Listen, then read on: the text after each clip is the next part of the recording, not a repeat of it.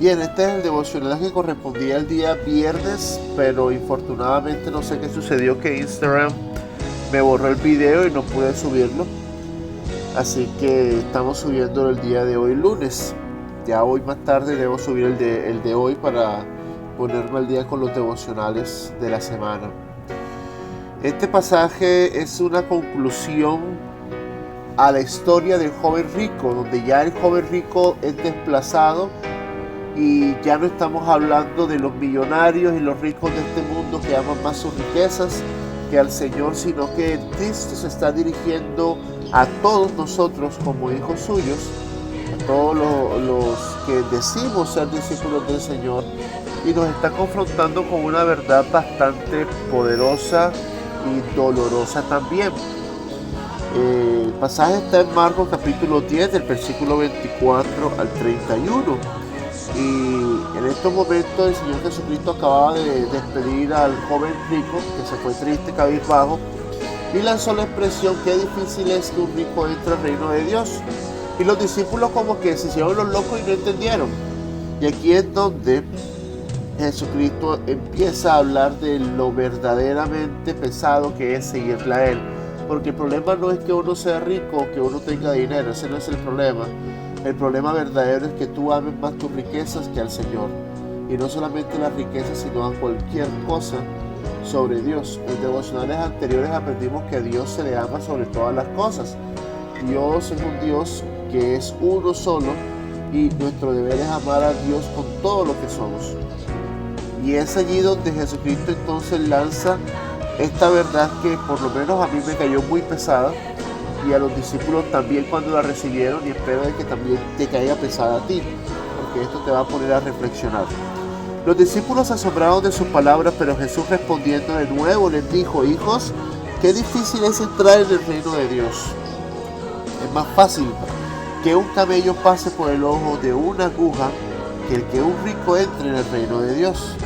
Ellos se asombraron aún más, diciendo entre sí: ¿y quién podrá salvarse? Mirándolo, Jesús dijo: para los hombres es imposible, pero no para Dios, porque todas las cosas son posibles para Dios. Entonces Pedro comenzó a decirle: he aquí, nosotros lo hemos dejado todo y te hemos seguido. Ya aquí el paradigma cambió, ya no estamos hablando de los ricos solamente, estamos hablando de todas las personas en general. Por eso es que los discípulos se asombraron y preguntaron: ¿quién podrá salvarse? Porque si habláramos solo de los ricos, de la gente que tiene dinero, los discípulos no tendrían que decir: ¿y quién podrá salvarse? Porque ellos no eran ricos. Tenían sus negocios, tenían su trabajo, sí, tenían su casita, por supuesto, pero ricos con muchas propiedades al nivel de joven, no lo eran. Pero ellos entendieron muy bien el mensaje: qué difícil es entrar en el reino de Dios. Y aquí el paradigma cambia, porque Jesucristo establece una verdad, pone las cartas sobre la mesa, y este es el peso que yo quiero que el día de hoy tú sientas. Y Jesús dijo: en verdad os digo, no hay nadie que haya dejado casa, o hermanos, o hermanas, o madre, o padre, o hijos, o tierra por causa de mí y por causa del Evangelio, que no reciba 100 veces más ahora en este tiempo casas, y hermanos, y hermanas, y madres, e hijos, y tierras, junto con persecuciones, y en el siglo venidero la vida eterna. Pero muchos primeros serán últimos, y los últimos serán los primeros. El verdadero discípulo paga el precio de seguir a Cristo. Y el precio de seguir a Cristo no es barato. El precio de seguir al Señor no es barato, porque cuando hablamos de seguir a Cristo, el verdadero discípulo debe estar dispuesto a pagar ese precio. Y nos dice Marcos capítulo 10, versículo 29, que el precio es un precio alto. Y vamos a estar hablando de tres cosas allí: mis posesiones, vamos a estar hablando de mis relaciones, y vamos a estar hablando de mi estabilidad terrenal. En el versículo 29 dice: no hay nadie que haya dejado casa, o hermanos, o hermanas, o madre, o padre, o hijos, o tierras, por causa de mí y por causa del Evangelio. Cuando yo estaba joven, los que son de mi generación, yo nací en el 82, nuestros padres y nuestros profesores nos decían que teníamos que prepararnos y estudiar mucho para poder tener, cuando fuéramos grandes, casa, carro y beca. Poder tener casa, carro y beca. Esa es la estabilidad del ser humano es la estabilidad del hombre. Por lo menos todo hombre de mi generación, no sé si las de ahora, sueña con tener una estabilidad, con tener su propia casa, con tener su propio carro y por tener sus estudios completos. Esa era la estabilidad para nosotros. Para la época del Señor Jesucristo no era diferente. Cuando Jesucristo dice no haya nadie que haya dejado casa, se refiere justamente a la seguridad del dicho del hogar, donde yo duermo, donde yo descanso, donde mi familia está, donde yo encuentro estabilidad. Cuando uno sigue al Señor, muchas veces uno tiene que abandonar su casa. Uno tiene que no solamente figuradamente, sino literalmente abandonar su casa. Y eso incluye mis relaciones también. Pero al principio Jesucristo habla general, la casa como mi posesión. Yo te puedo decir que yo conozco muchos misioneros de diversos países que ellos han dejado su hogar, han dejado su comodidad, han dejado lo bonito de su país para venir aquí a Colombia con todas las dificultades que pueda haber. Gracias a Electricaribe por quitarnos la luz y Metroagua por también hacerlo. Bueno, ahora es el mar. Con todas las dificultades que puedan haber, vienen aquí a predicarnos la palabra y a predicarnos el Evangelio, a preparar gente para que salga a ser discípulos. Hablando con un misionero que tuvo la oportunidad de pasar una temporada en Estados Unidos, el hombre nació y creció pues en un pueblito. Y era la primera vez que el hombre salía al extranjero, a pesar de que había tenido experiencia de pronto viajando por todo el país. Pero al momento de estar en los Estados Unidos, este hombre me decía a mí, yo no entiendo cómo es posible, y yo me asombro también, y al mismo tiempo me mueve el corazón, me conmueve, ver cómo los misioneros dejan un país tan bonito, tan organizado, tan avanzado, para venir a Colombia a pasar necesidades, pero predicarnos el Evangelio. Y a eso es a lo que se refiere el Señor Jesucristo cuando dice abandonar la casa. Yo he conocido misioneros que van 3, 4 años en un barco. Su casa cómoda se convierte en un camerino, en un bote. Y allí están predicando el Evangelio y sirviendo en un barco. Gente que se ha montado en barcos de ayuda humanitaria. Pasan años en ese barco pasando necesidades, pero están allí por servicio al Señor. Ese es el precio de seguir a Cristo, pero no solamente mi estabilidad, porque eso incluye perder mi trabajo, eso incluye perder mi casa, eso incluye dejar y abandonar a mi familia, y es ahí donde el precio no es solamente mis posesiones terrenales, sino mis relaciones interpersonales. Abandonar papá y mamá no es fácil. Uno habla de abandonar siempre en el sentido de que los dejó tirados y los dejó mal, o se fue de la casa y salió corriendo. No, muchas veces también es coger y escuchar el llamado del Señor cuando tú eres quien sostiene tu casa y tu hogar, y confiar en Dios de que Dios va a sostener a tus padres, de que Dios va a coger y va a proveerles para sus necesidades.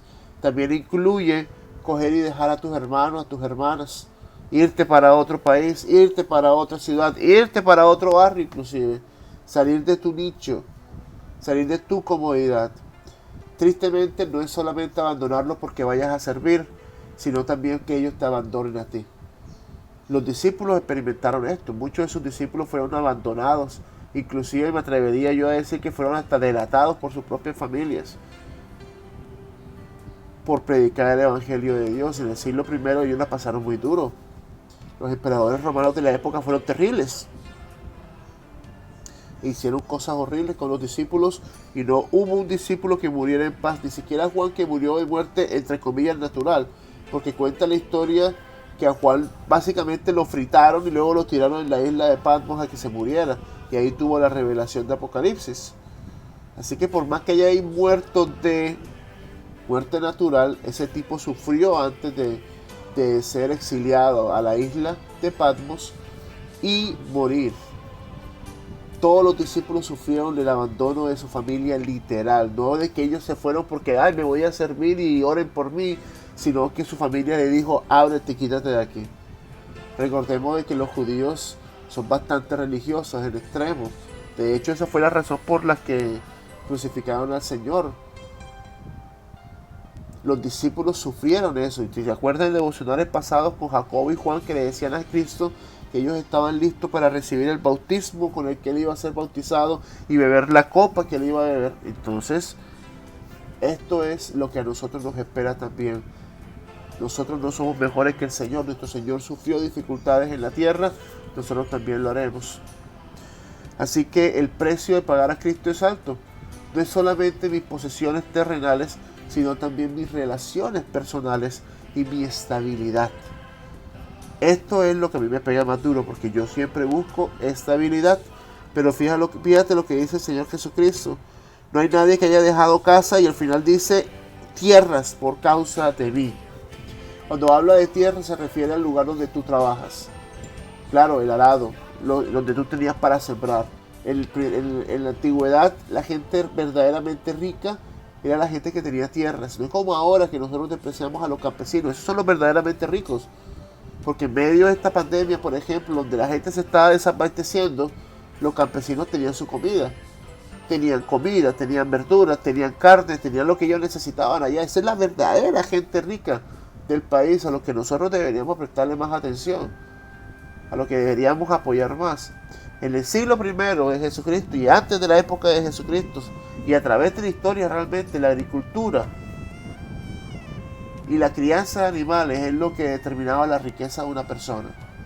Cuando tú sirves al Señor, eso lo puedes perder también. Si lo traducimos a nuestra época, puede ser tu estabilidad laboral, puede ser, por ejemplo, tu carrera, tu profesión, tú prepararte para algo y que el Señor te llame para algo completo y absolutamente diferente. Tú tener un buen trabajo y que el Señor te llame para algo diferente, donde no vas a recibir el mismo sueldo y quizá ni siquiera vas a tener una estabilidad con la cual trabajar. Pero el Señor te dice también, no te dejaré ni te desampararé. Y en Filipenses nos enseña que mi Dios pues suplirá todo lo que os falte conforme a sus riquezas en gloria. Lo que falte, lo que se necesite, no lo que yo quiero. Y entonces pasamos a conseguir yo en mi autonomía y en mi poder y en mi capacidad todo lo que yo quiero y todo lo que yo deseo versus lo que el Señor me pide que yo haga y el Señor me pide como yo viva. El precio de seguir al Señor es un precio alto, pero también es cierto que la recompensa es grande. La palabra del Señor nos enseña a nosotros en el versículo 30 que no reciba 100 veces más ahora en este tiempo, casas, hermanos y hermanas, y madres e hijos y tierra, junto con persecuciones, y en el siglo venidero, la vida eterna. Dios multiplique mi necesidad. Así como yo pierdo mi casa y pierdo mi estabilidad y mis tierras y lo que yo quiero, mi trabajo, por causa del Señor, y digo perder porque uno renuncia a todo eso, Dios también multiplica mi necesidad y multiplica lo que yo necesite. Tenemos que confiar al Señor de que Él es nuestro proveedor.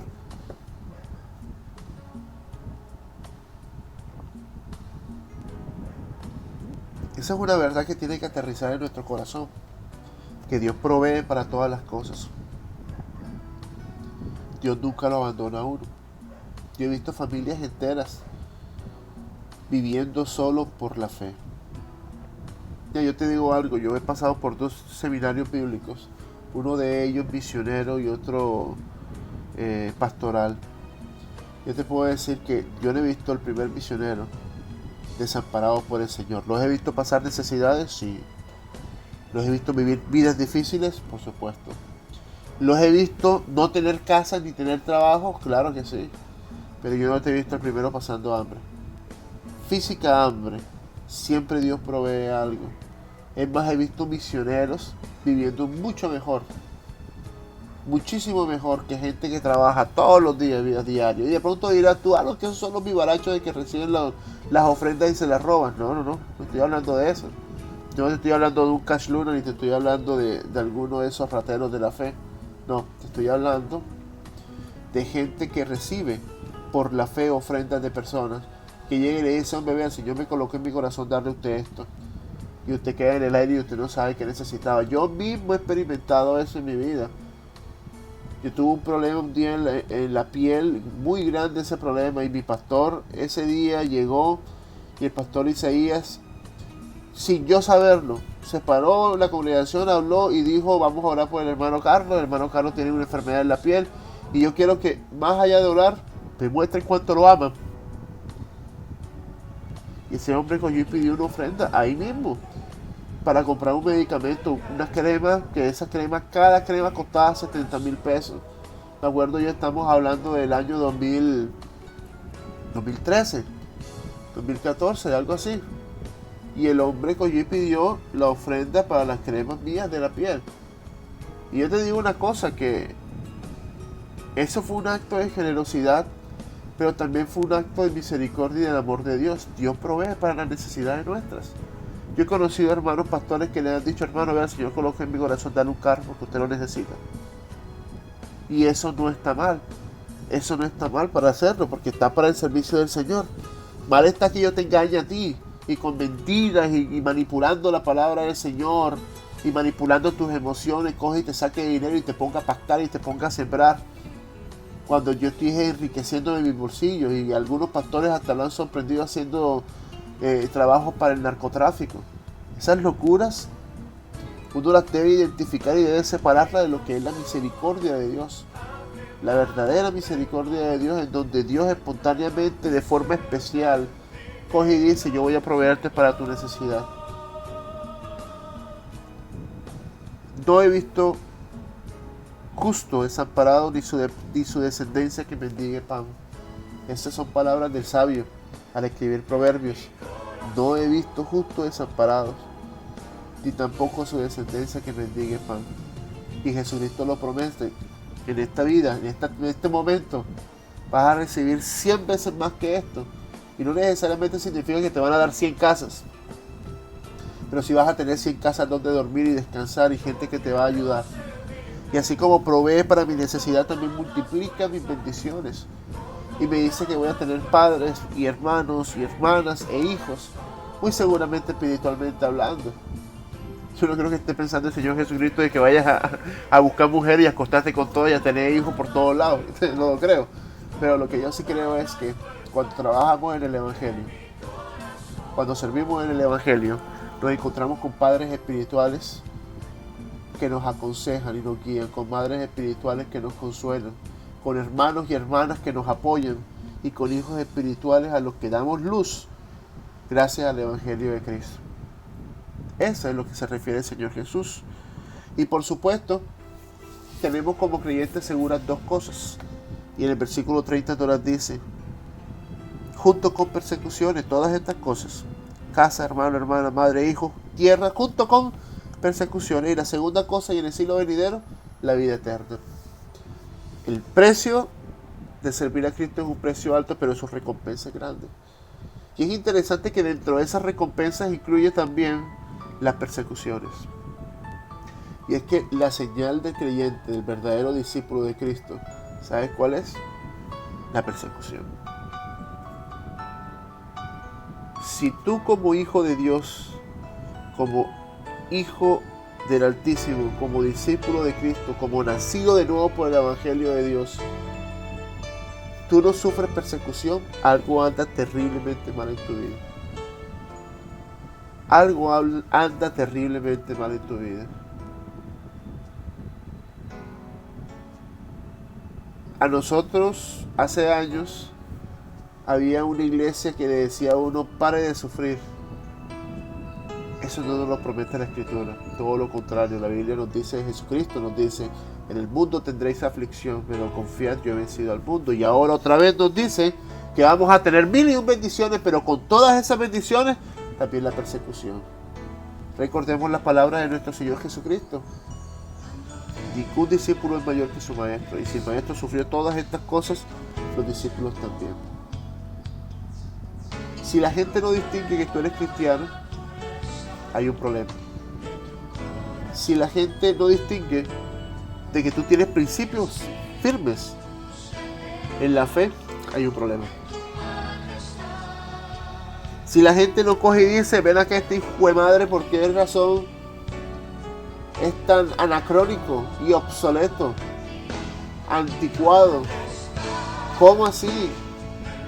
Esos principios antiguos y raros en donde tú no puedes acostarte con tu novia antes de que te cases. Si la gente no dice eso de ti, hay algo malo. Si la gente no critica el hecho de que tú seas fiel y que te quieras mantener puro en tu matrimonio, hay algo raro. Si la gente no puede identificarte a ti como cristiano, ahí hay algo mal, terriblemente mal. Porque la persecución nuestra no es de que te vayan a perseguir por ser cristiano y que te vayan a matar. Gracias a Dios, eso no va a pasar por ahora aquí en Colombia. Pero persecución es que te señalen por tu fe, que te rechacen por ella. Es lo normal que va a pasar, y lo sabemos porque lo promete la Escritura también. El Evangelio no es un camino cómodo. Yo creo que tenemos que coger y desligarnos de ese pensamiento. Hemos sido engañados y defraudados con ese pensamiento, con la idea de que ser cristiano es ser cómodo. Eso es falso. El Evangelio es un camino muy incómodo, sinuoso, irregular, extraño, pero con la confianza de que llega a un lugar. Te la dejo ahí, me la dejo a mí también.